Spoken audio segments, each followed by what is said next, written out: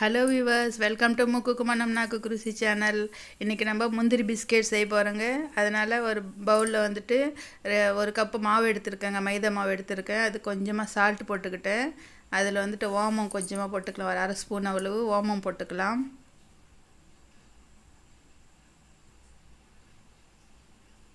இப்போ எண்ணெய் ஒரு 3 ஸ்பூன் எண்ணெய் விட்டுருக்கேங்க. இதை நல்லா கலக்கிக்கலாம் மாவு.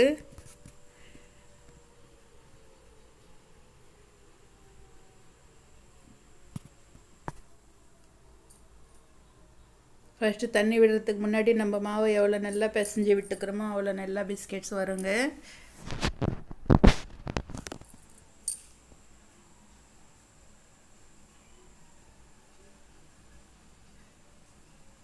இது மாதிரி க்ரம்பிள் மாதிரி பண்ணிக்கலாம். எல்லா மாவையும் இது மாதிரி நல்லா கையை விட்டு நல்லா க்ரம்பிள்ஸ் மாதிரி வந்துடணும். அது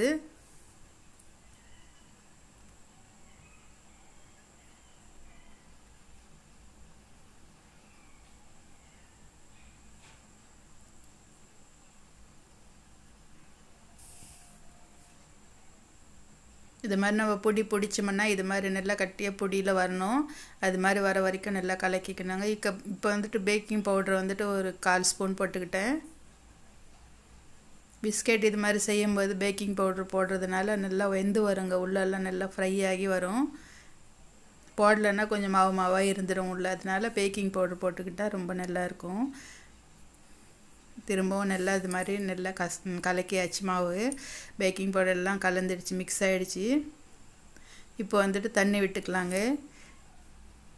கொஞ்சம் கொஞ்சமாக விட்டு நல்லா சப்பாத்தி மாவு பதத்துக்கு பிசைஞ்சிக்கலாம்.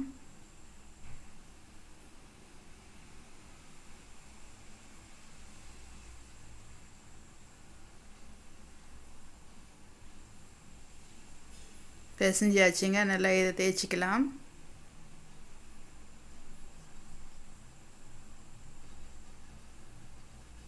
ரொம்ப கனமும் இல்லாமல் ரொம்ப மெலிசு இல்லாமல் தேய்ச்சிக்கலாங்க.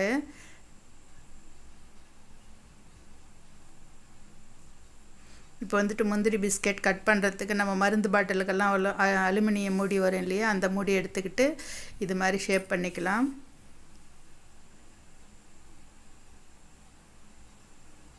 பிஸ்கெட்டை ரொம்ப சுவையாக இருக்குங்க. அதுக்கு ஒரு மசாலாவையும் பண்ண போகிறோம். அந்த மசாலா ரொம்ப சுவையாக இருக்கும்.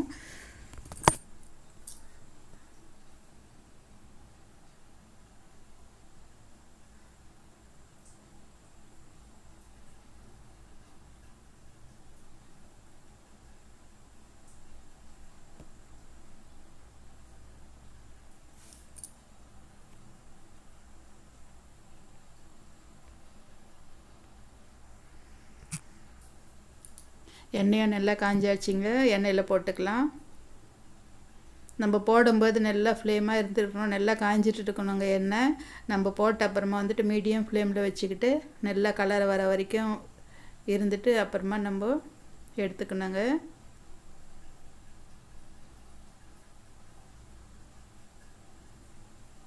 எல்லாத்தையும் இது மாதிரி போட்டுக்கலாம்.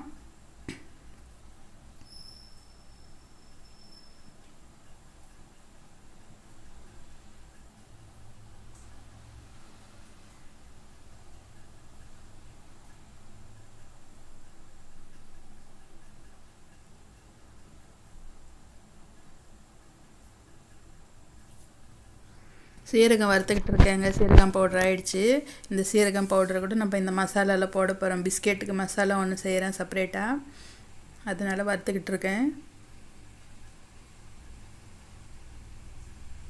நல்லா கலர் வருது பாருங்கள். மீடியம் ஃப்ளேமில் வச்சோம்னா இது மாதிரி நல்லா பொன்னிறமாக வரும். ஹை ஃப்ளேம் வச்சிட்டோம்னா அது தீஞ்ச மாதிரி ஆகிடும்.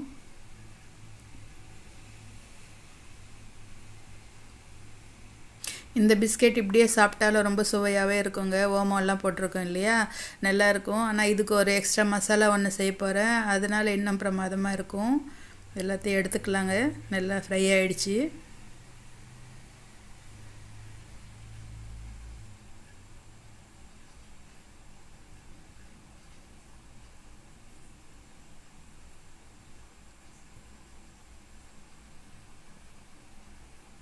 நம்ம இந்த பிஸ்கெட்டுக்காக மசாலா வந்துட்டு ஃபஸ்ட்டு ஜீரகம் பவுட்ரு ஒரு 1/2 ஸ்பூன் போட்டுக்கிட்டேங்க. மிளகாய் பொடி ஒரு 1/2 ஸ்பூனு, நம்ம காரத்துக்கு தகுந்த மாதிரி. மிளகு பவுட்ரு ஒரு 1/4 ஸ்பூன் போட்டிருக்கேன்.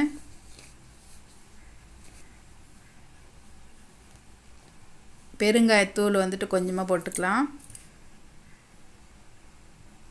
இது எல்லாத்தையும் நல்லா மிக்ஸ் பண்ணிக்கலாம்.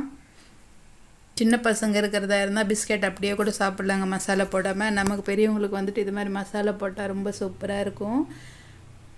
நம்ம காஜு மசாலா பிஸ்கெட் ரெடி ஆகிடுச்சிங்க. முந்திரி மசாலா பிஸ்கெட் நீங்களும் இதே மாதிரி செஞ்சு பாருங்கள், ரொம்ப சுவையாக இருக்கும். இது பாட்டிலில் போட்டு வச்சோம்னா காற்று போகாமல் ஏர்டைட்டு கண்டெய்னரில் போட்டு வச்சா நல்லா 1 மாதம் வரைக்கும் கூட எதுவும் ஆகாது. ஏன்னா நம்ம வீட்டில் ஃப்ரெஷ்ஷாக ஆயிலில் பண்ணுறோம் இல்லையா, ரொம்ப நல்லா இருக்கும். ஓகே வியூவர்ஸ், இதே மாதிரி நீங்களும் செஞ்சு பாருங்கள். நம்ம சேனல் சப்ஸ்கிரைப் பண்ணிக்கோங்க, லைக் பண்ணுங்கள், உங்கள் ஃப்ரெண்ட்ஸுக்கு ஷேர் பண்ணுங்கள். பாருங்கள் எவ்வளோ நல்லா இருக்குது பிஸ்கெட்டு.